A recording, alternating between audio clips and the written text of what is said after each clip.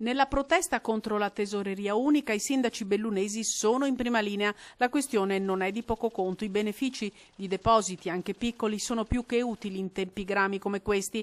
Ci sono poi questioni delicate come i fondi del risarcimento della tragedia del Vajont. Noi abbiamo in mano anche quel salvadanaio che chiamiamo di fondi che derivano dalla transazione con la Montedison e lo Stato.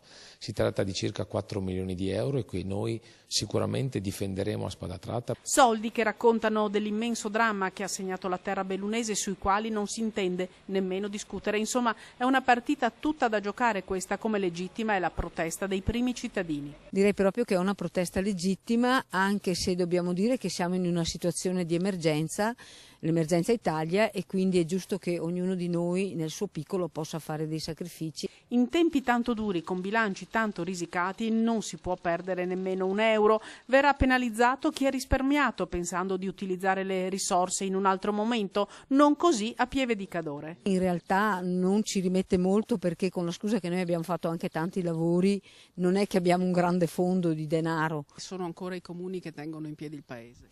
Ma io sono convinta che siano proprio i comuni, ha proprio ragione, tengono in piedi il paese, e il sindaco, i miei colleghi sindaci e tutti i sindaci d'Italia sono i politici più vicini alla gente. Sono tutte azioni secondo me che creano difficoltà, disagi e anche penso nella popolazione questo timore che anche il ruolo delle amministrazioni comunali si vada magari a perdere. E c'è l'analisi del governatore Luca Zaia su come Roma sia sempre più centralista. Nel momento in cui si chiede alle regioni, ai comuni e alle province di trasferire le loro risorse, i depositi bancari a Roma, vuol dire che Roma decide su tutto.